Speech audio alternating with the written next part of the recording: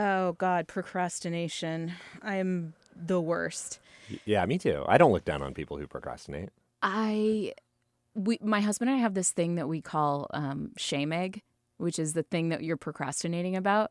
Shame egg? Shame egg. Shame egg. 2 words. Okay. And so this stems from once I had a purse that had a lot of pockets in it, and I left a hard-boiled egg wrapped up in a paper towel in a pocket in that purse for months. And here's what it became. I knew the egg was in there, and I kept saying to myself at the end of each day, I'm going to get there, I'm going to clean it out. Oh, my God. And instead, I left it there because every day I was too busy to clean out, and I procrastinated. I did other things. Were you using this purse and bringing it around in the real world? So it was one of those, it was like a purse bag that I could bring my recording equipment on. Your shame purse? Yeah, your it was shame my bag. shame purse. You couldn't smell because the egg hadn't cracked. And so there wasn't like a rotten egg smell. It was just sitting there for months.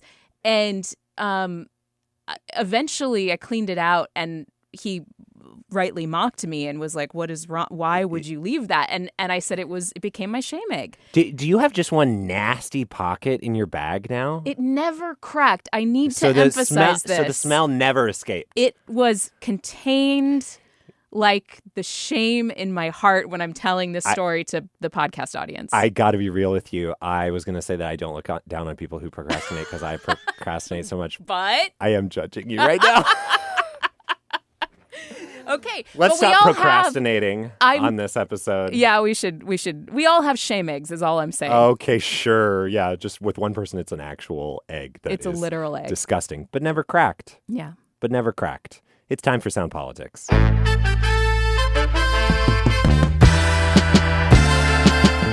You're listening to Sound Politics. I'm Scott Greenstone. And I'm Libby Denkmann. Look, Libby, so much. So much. It has been, today, 30 days of government shutdown. I think, from people I talk to, the impacts are being felt deeper, I think further each day. A lot of workers missed their first full paycheck this week. In places like Bremerton, where lots of locals work at the naval shipyard. Yeah. They aren't getting paid. They're working long hours. Everyone is feeling it around town, even the people who don't work for the federal government. They're telling me about, slumps at restaurants and bars and coffee shops. And I talked to a shipyard worker the other day who told his daughter, Christmas might not happen this year. Oh, my God. That is heartbreaking. And let's not forget that across the state, people are worried about losing food benefits. Yes. Starting Friday, the SNAP program is going to run out of money, the Department of Agriculture says. And, Governor Bob Ferguson is moving some state money, $2.2 million a week, over to food banks because there's going to be this wave of people who can't use their SNAP benefits at stores anymore. They've got to go to the food bank. Yeah. But if it gives you a sense of the need, so the $2.2 million from the state is up against $37 million per week in benefits that are distributed across the state. So there is so usually from the federal government, yes, it's $37 million. We're just trying to fill a little hole with $2.2 million. The bleeding there, and it is nowhere near enough. Again, that massive pain for Washington families is going to start on the 31st. And I think it's only a demonstration of how much is going on that we have no more time to talk about the government shutdown because there is an election happening on Tuesday. And if you have already voted, please don't turn off this podcast. Instead, what we want you to do is send this to someone who has not voted in Western Washington or, anywhere in Washington, who you really think should vote. Because here's the deal. Half the people who voted last year will sit out this election. If we're lucky, half the people who voted last year will vote this year, right? Like usually it's less. In 2021 and 2017, the other general election years right after a presidential election, right? Odd years after an even presidential year election, they saw less than 40% of registered voters cast their ballots statewide. And I was just on the phone with someone from the Secretary of State who was saying that this trend is just usually people feel burnout with all the politics. It's understandable. It feels like you did your job. Right. And then, you voted last year and maybe you didn't like, especially if you're in Washington, most people probably didn't like the outcome of that election.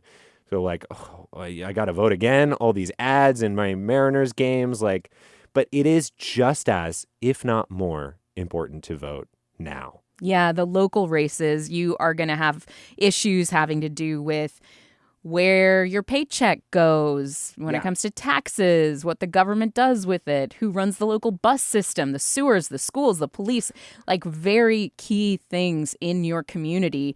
And fewer people are going to make those decisions because of that turnout issue. Absolutely. So we can't do a procrastinator's guide to your whole ballot. But we want to talk about a couple races that we haven't talked about a lot on this podcast so far and why they are important. So let's start at the top of the ballot. And, some people are like prop comedians. We're prop podcasters. So here's so the much ballot. Better. So much more fun. Yes, we are. We're prop-focused podcasters. We got a ballot here, and we want to start at the top because I did procrastinate with this one, Scott. What is going on here at the top? We've got Senate Joint Resolution 8201. It says that this would let the state invest in the stock market with public funds. Please help me. I work in the news. I don't know what's going on here. Totally. Yeah. No, we're not fiduciary. What is it? It's not fiduciaries. What's the word? We're not all actuaries. I don't know. Yeah. Again, we're reporters. We are journalists. But this has to do with all of us who make a paycheck in Washington. This amendment would basically change the state constitution in a small but very crucial way. And to explain how it's small but crucial, I'm going to go wide. So bear with me for a moment. Here's the problem they're trying to address. How are we going to care for the growing number of middle-income Washingtonians and Americans who will need long-term care, right? A home health aide, a nurse, an assisted living facility, something like that, but they won't be able to afford it. And they don't qualify for Medicaid. They're not that low income. Exactly. If this sounds familiar, we have talked about this on the podcast before. It's the state's long-term care program. You might remember it is 58 cents out of every $100 you make in your paycheck if you're a W-2 worker in Washington. If you're self-employed or something, you can opt in, but you're not automatically opted into the program. That will pay for some long-term care. And again, if this sounds familiar, we actually voted about this program last year. We decided as a state to not allow anyone who currently pays it to opt out, to make it a mandatory program for W-2 workers. But each person who's eligible is only going to get up to $36,500. It'll go up with inflation, but that's what it probably will start as when it actually starts, potentially next year, as early as next year. Which I have to say, as somebody who's had long-term care having to pay for in my family, that goes so fast. It's not going to go very far. Yeah, it might be gone in 6 months at the average assisted living facility in America, according to analyses. And I would say faster based on our experience. Yeah, I mean, exactly. Home health aides are even more, people to come visit your family members and do the basic things that they can't do on their own. So the answer to that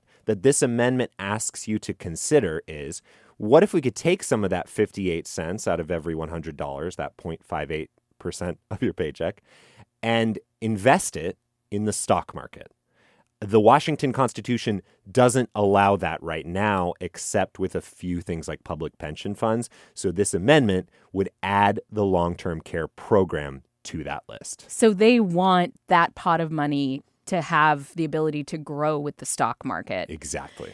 So I'm seeing a lot of heavy hitters, Scott, supporting this measure, and it's coming from both sides of the aisle. Governor Bob Ferguson, Democrat, Senator John Braun, a Republican, who is the Republican leader in the state Senate. He's running for Congress.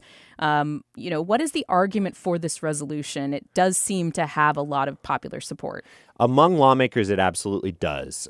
It could only be put on the ballot by a 2/3 majority in the legislature, right? So, if we pass it, we only need 50% plus one. Voters. Just a simple majority of voters. But to get it on the ballot, they had to get 2/3 majority of state lawmakers, Republicans, Democrats. So the argument for is we, as a state, are super good at investing. The Washington State Investment Board has been investing pension funds for, firefighters, judges, teachers for decades with an average 8% gain. That is pretty good. Again, this is basically like, I think, low-cost index funds is the kind of comparison.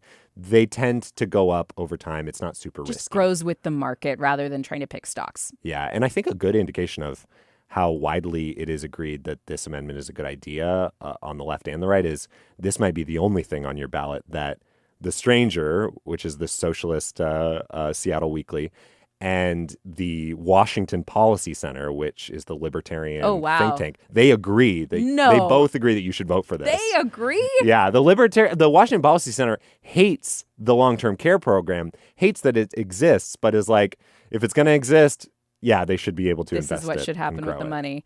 Not everybody agrees. That's there right. are a few Republicans and Democrats against the measure, I understand. So what's going on there? Yeah, the opposition is definitely some odd bedfellows as well. Not everyone voted to put it on the ballot. You had GOP State Chair Jim Walsh, who's super conservative, voting no.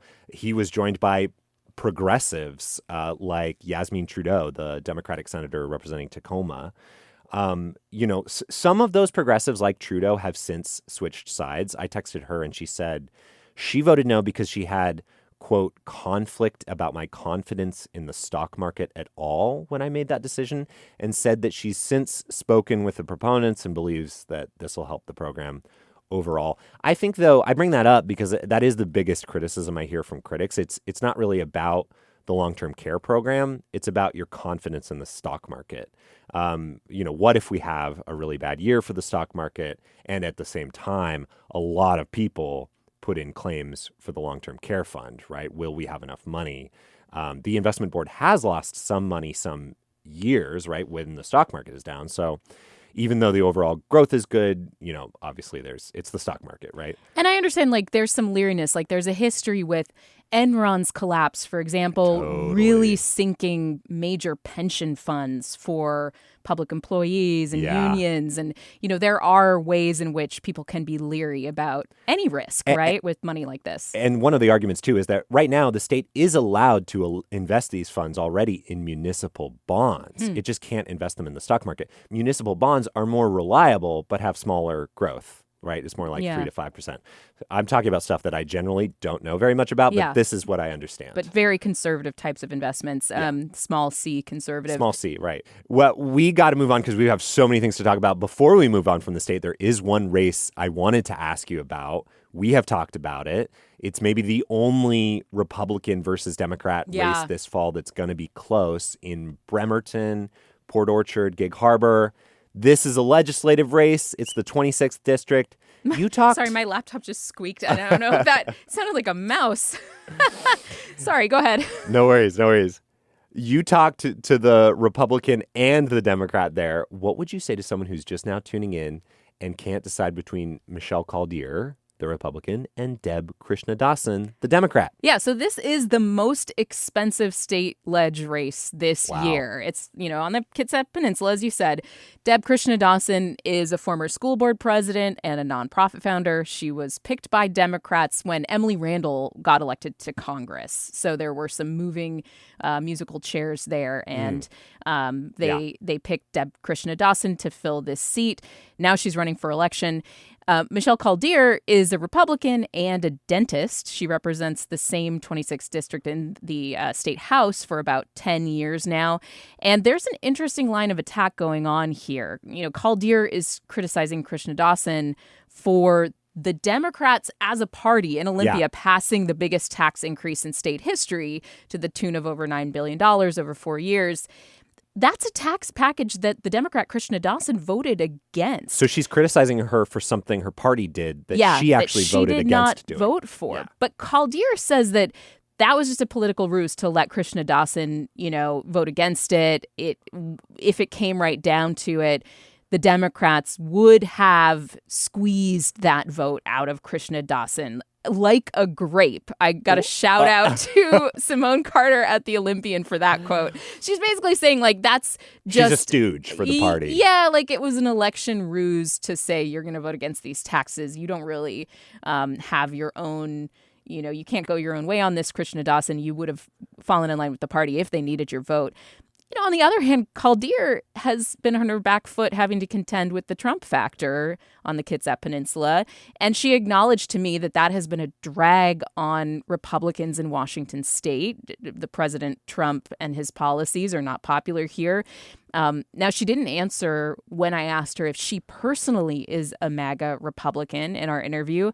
Caldeer says she puts people first and that using Trump as a wedge in this election is just a cynical campaign tactic, and it's not important to what, the local issues are. Yeah, and speaking of local issues, the outcome of this will matter, right, to how business is done in Olympia, in the state capital. It will. I mean, it's kind of wonky here, but stick with me because you're listening to a politics podcast. The reason that we have so much money flowing into this 26th district is that Democrats now hold a 30-19 advantage in the state Senate. They do not have the magical 2/3 supermajority threshold that would let them override the veto and amend the state constitution. Like we just talked about. Exactly, right? yeah. They could do it alone without Republican help. Right. But right now they have this 60% majority, which is powerful because it allows them to take out bonds without voter approval. So Republicans are like, this will be a check on Democrats and their spending, their borrowing, and it will also be a firewall down the road if we're able to flip this seat against Democrats possibly getting to that 2/3 threshold. So in that way, it does matter a lot, and you can see it in the donations here, in the political spending. So I want to turn to another race, Scott, that has significant impact, but it might be a little under the radar for a lot of folks. And that is the King County executive race. You've said that when you've been reporting on this race that a lot of them have no idea what the King County executive does, right? Yeah. So for procrastinators, what is at stake here? Yeah. This is the first time, right, in 16 years that the King County executive race has been wide open. We have talked about this on the show, but to give you an update, if you haven't been paying attention, the longtime executive Dow Constantine stepped down this year, and 2 county council members are running for the seat, and that is, King County, right, Seattle, Bellevue, down to Federal Way, Auburn, up to Shoreline, and that sort of area out east, actually surprisingly far. People don't feel very connected to this seat, even though it is super important. I saw a poll from February before Dow Constantine stepped down that asked likely November voters to rate his job performance, and 27% said they weren't sure. And this guy, again, was in the county exec position for 16 years. Yeah. So, I think that tells you how... I was in a conversation with some friends recently about election stuff, and they asked me what happened to Dowell Constantine. One of my friends admitted to me recently that they thought Dow Constantine was the title, like he was the Dow Constantine. Isn't amazing. that crazy? Okay, but also longevity. That's longevity status. Yeah, I was going to say, so people don't know King County executive. If you're like the Kleenex of elected local officials. Amazing, yeah. So it's not the Dow Constantine, it's the county executive. That person runs the county, and, I'll talk about, what it does, right? They run the Metro bus system. They run the downtown jail. They run the county sheriff's department. Public health. Exactly. You even interact with county government when you flush the toilet. King County Wastewater Division runs, the pumps and the treatment plants, things like that. Okay, but so if you don't know anything about it, you are not weird. I did this story recently where I hung out with both the candidates.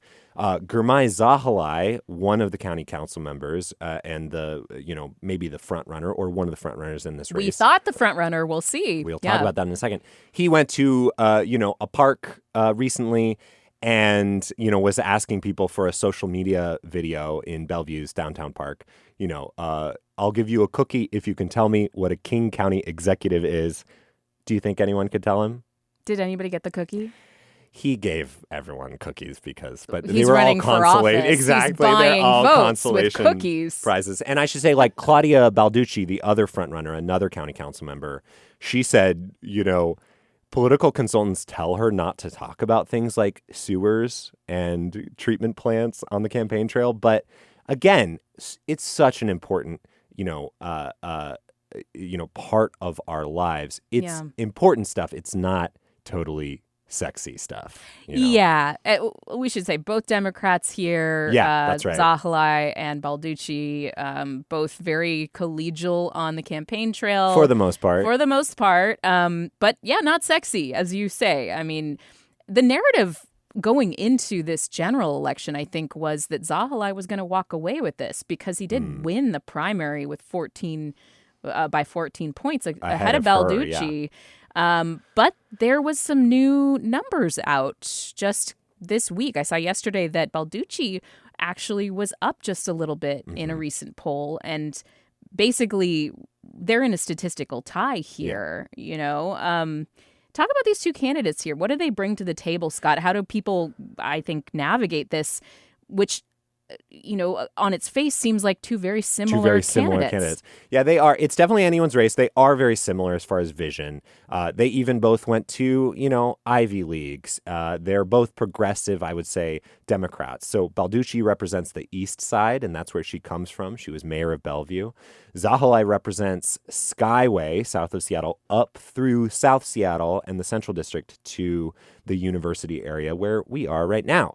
So, they both want to raise property taxes to pay for things like more mental health and drug treatment services. They want to build more housing. It's really more about the emphasis, right? Which candidate is emphasizing. So Balducci is emphasizing her experience. She has been in elected office in Bellevue and at the county for over 20 years. She worked at the county jail before that. She told me, she frog marched Sound Transit to open light rail on the east side ahead of schedule. Like, her pitch is basically, I get real stuff done, stuff you can see in your life. Zahalai has the endorsements from the big names. And he's popular with other electeds. He's run a great campaign, too. She does have more experience, but his campaign is very impressive. So, Governor Ferguson has endorsed him. Congresswoman Pramila Jayapal, Congressman Adam Smith. Marilyn Strickland down in Tacoma did endorse Balducci, but as far as I can tell, that's her only congressional endorsement. Even after the primary, Zahalai went to the Republican candidate, the only one in the race, who lost really bad, and got his endorsement. So I think, and Zahalai also, I will say, he doesn't emphasize this as much anymore, but he has this incredible story that I think people love. He came here as a child from Sudan. He stayed in homeless shelters. He grew up in public housing in Rainier Vista and then in Skyway. So just a real South Seattle story, a South King County story. And I think that resonates with people right now especially. He's also got a lot more money. And he did, again, like you said, a lot better than Balducci in the primary. So those are those two candidates. I moderated a debate between them here at KUOW. And we put it on the pod. Yeah, it really feels like, we did. Yeah. You guys listened to that. It really feels like that experience thing is where Balducci's trying to go on. And Zahalai is, not as much leaning on his personal narrative anymore, but saying, I have the ideas, I have the vision, I'm the future. So we'll see where this one goes. But I know where this pod is going, and that is away from you, Scott Greenstone, because not permanently or anything, just for the rest of the episode, because as we move along in this Procrastinator's Guide, we're going to talk City Hall. And that means bidding you adieu. All right. Enjoy your city talk, which for personal reasons I cannot discuss. Here's my only request. What? Don't play the song. What song? What do you mean? And don't add it in post. I don't even know what you're talking about. We would never play a song. All right. I'm leaving. Bye, Scott. Bye. Just kidding. We totally would play the song. What's love got to do? Got to do with it. What's love but a second-hand emotion? Oh, any excuse with Tina. Just the best. Amy Radel is here now on Sound Politics. Amy, thank you so much. It's kind of like Tina has become your walk-on music now. As Scott has gone out the door, you're coming in the door. Welcome. Biggest compliment I could ever get. Thank you. Yeah, it really sets the mood. So you cover politics, government, and policing for KUOW, and we are talking about city races, Seattle city races here, something you've been covering now for months. And we've discussed a number of the races on the show, like our whole last episode was devoted to the mayor's race and the debate we held at KUOW. I want to get your perspective on what makes a lot of these races interesting here in the city, what stood out to you about these campaigns. That sound good? Definitely. Okay, so let's start with the vibe check. You have been following a bunch of these this year. What are the themes or patterns that you are seeing developing here at the city level in Seattle as these campaigns draw to a close? If we zoom out, I think that big question is the Seattle pendulum, which might not be as big of a pendulum as some other cities, but here it basically swings between moderate, and progressives. So like what shade of blue are you as a Democrat? Yeah. Exactly. So if we're going to have the Halloween theme, I would say, is this year going to be the revenge of the progressives? Because, they didn't do as well in our last big local race. We have the slate of incumbents, Bruce Harreld, our city council president, Sarah Nelson, city attorney Ann Davison. They were all ushered in 2021 as kind of, I would say, moderates when there was a feeling that the city was pretty troubled, and they all focused on cleaning up parks and public spaces and hiring police and expanding the crisis response network. But now is the pendulum swinging. We have the Trump administration and the issue of affordability that seem like they're really firing up progressives in Seattle. And so we are seeing newcomers, Katie Wilson, Erica Evans, and Dion Foster come out way ahead in the August primary. Yeah, and with Wilson, Evans, and Foster, I think they kind of represent this new generation of progressives in Seattle.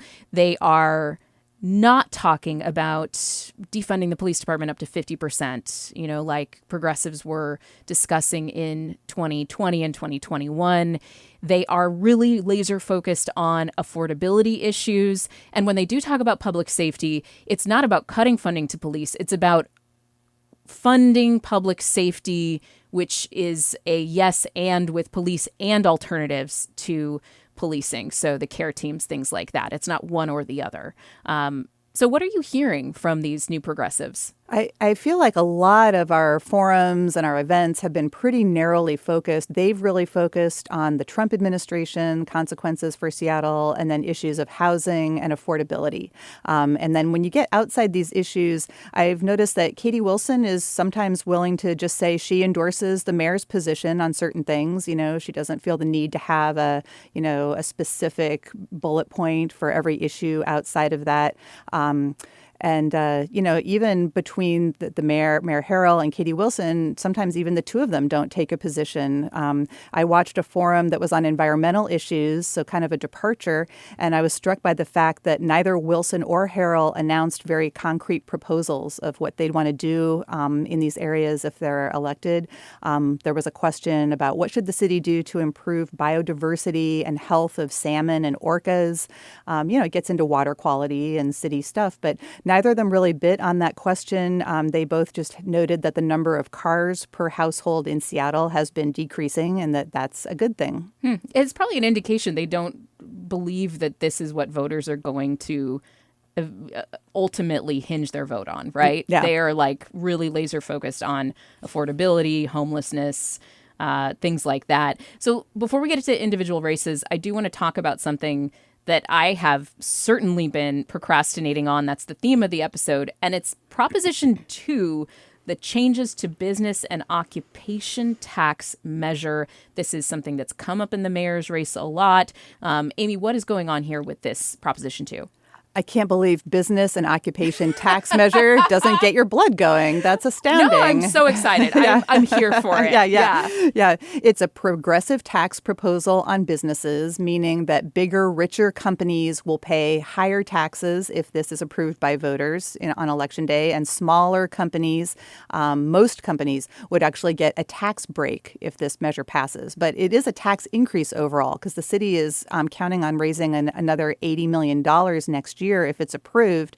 But it would be kind of sliding the scale upward of who pays this tax. And if businesses make less than $2 million, they wouldn't pay anything. Even bigger businesses would still get a tax break on that first $2 million.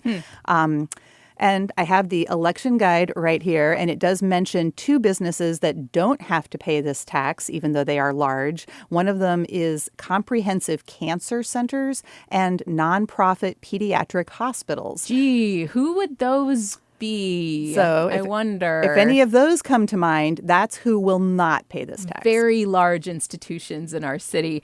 Okay, so who is supporting Prop 2 and who's against it? Because this has brought together some interesting allies. Yeah, the odd couple. The backers are kind of strange bedfellows. It's Mayor Harrell and Alexis Mercedes Rink. Rink is the most progressive voice on the city council. So it was a little surprising to see them team up. Both of them are on the ballot right now as well. And Harrell's opponent, Katie Wilson, supports this rewrite of the business and occupation tax, too. She says Harrell probably wouldn't have gotten behind this without the pressure of her candidacy. Yeah, that he's kind of becoming a late-stage convert on this issue in order to try to hold off a challenge from his left. Business groups do not like this tax increase, though. And exactly. So our Metro Chamber of Commerce in Seattle says the tax break is the good part, but not the tax increase. They said this has been rushed. It's coming on top of the city's high rate of vacant buildings, recent state tax increases, and it applies to supermarkets. So it could drive up the cost of food, which is already pretty high here. Yeah. So I want to do a quick overview of some specific races in the city of Seattle. You have been following the city attorney's race between Ann Davison, the incumbent, and challenger Erica Evans. What do people need to know about these candidates, Amy? Davison was a real outsider when she was first elected 4 years ago, but I think her running of the city attorney's office hasn't actually been hugely controversial. And then Erica Evans positioned herself as a more progressive prosecutor, but the differences between them aren't really extreme like they were with Davison's opponent in 2021. Who was a police abolitionist. Exactly. Totally different. Davison has joined lawsuits against the Trump administration over executive orders and federal funding, but she also kind of says, the city shouldn't take the bait of some of the administration's publicity stunts. So she's a little more cautious. And then Evans has been endorsed by Attorney General Nick Brown, and she makes clear that she's eager to sort of, join him in defending the state from federal overreach. So I think that Seattle might take on a higher profile in that respect if Evans is elected. I remember a time when the city attorney race in Seattle was a pretty big snooze. I mean, we had Pete Holmes for a long time, a dozen years. And then he had this surprising loss in the 2021 primary election, which resulted in eventually Ann Davison being elected. Are we ever going to get back to when city attorney races were overlooked and kind of taken for granted, Amy? What do you think? At least not in the near term. I don't think so, because I just think one of the legacies of 2020 and racial justice protests and that era is that the public cares a lot about what prosecutors do with their power, even the city attorney that handles misdemeanors. So who goes to jail, who gets access to alternative programs. At this point, I think that's still a big part of our conversation. Yeah, and that is a part where Evans has really gone after Davison. She's upset that Davison closed community court, and Evans, has been talking about the ways that her vision differs on that subject. So it's certainly something that's become a bigger deal in these races than they were before 2020, more widely understood as a big issue. Amy, you've hosted a forum with candidates for our two open citywide council seats. Position 8, which is currently held by Alexis Mercedes Rink, and Position 9, currently held by Council President Sarah Nelson. These are not the geographic seats. These are the citywide ones. And those challengers in those races, it's Rachel Savage trying to unseat Alexis Mercedes Rink and Dion Foster going for Sarah Nelson's seat. What stood out to you while you were hosting that forum? It was good. There was a lot of discussion of preventing homelessness, getting people connected with services, helping small businesses. And I didn't hear a lot of stark differences between Sarah Nelson and Dion Foster and Alexis Mercedes Rink. Rink points out she's the only renter on the Seattle City Council, which is striking because we're a majority renter city now. She won her primary in a landslide, but now she and Rachel Savage are on the ballot in the general election. Savage owns a business on Capitol Hill. She's a big opponent of housing first policies, and she's a very rare Trump supporter in Seattle. So here's Rachel Savage at that event. So I believe that the Republican Party is the party of builders. They're the party that is going to get things done. You can see right now, President Trump is getting things done. We have peace in the Middle East. And can we take a minute to applaud for that? Yikes. That does not seem to be getting a big reaction from the crowd. No, it was pretty much, kind of sullen silence. But, I was impressed that people it was like a really, there was no pushback there was no hassling from the audience either. But is she trying to get a pushback? Because this is a deeply blue city. Yeah. And it feels a little trolling to me. And I was really like, wow, this crowd did not. I think maybe because their race is not, was so far apart in the primary. They're not taking the bait. Yeah, they're just like, we don't feel a need to push back on what she's saying, So, and then in terms of the Sarah Nelson and Dion Foster race, I'll just cite two things that set the candidates somewhat apart. The city has that stay out of drug area law. Sarah Nelson supported that. Dion Foster does not.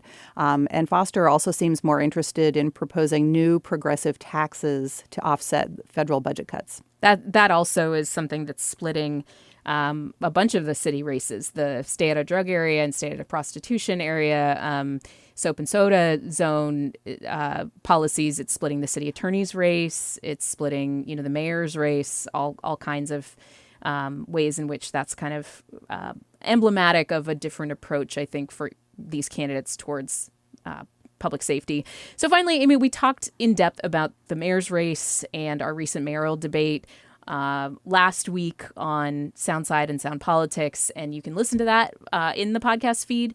But I do want to just touch on the mayor's race here because things, as the day approaches when all these ballots are going to be tallied, things have been heating up between Harrell and Wilson. What has been going on?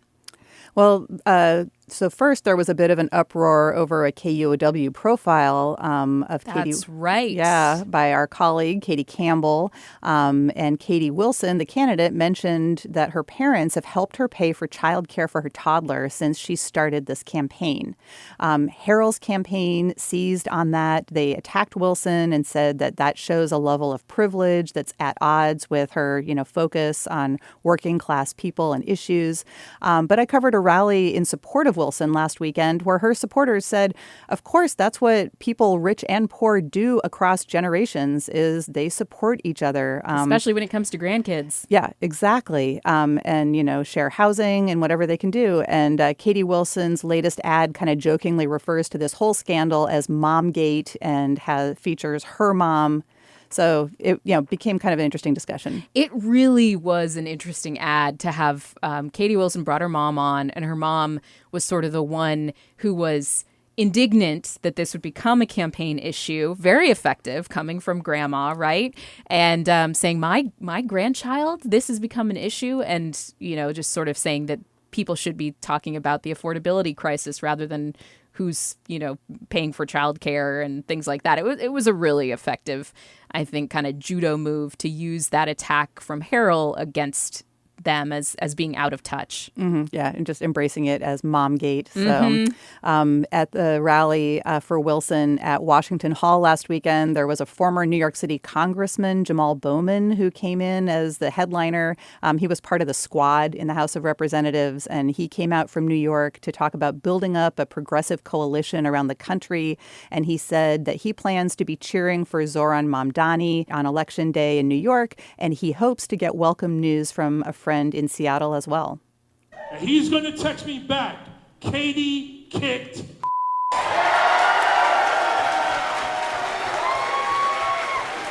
Okay, so progressives are hopeful as we go into Tuesday.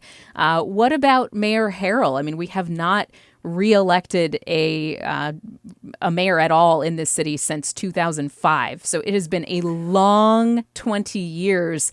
The polling has indicated that the race looks a little closer than it did in the primary, at least. But I think Harrell is certainly still the underdog in this fight based on what happened back in August. What are you seeing as the campaign runs to a close?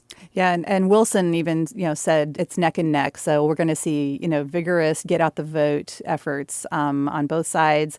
And Bruce Harrell is attacking Wilson's proposals as, aspirational, not well thought out. He had an event with affordable housing providers that I attended where they said that placing formerly homeless people in the workforce housing units that they've been building, which is something that Wilson has suggested, they said that's been tried before. It drove out the other tenants. Those people never got the promised services. It ultimately didn't do anything to help them.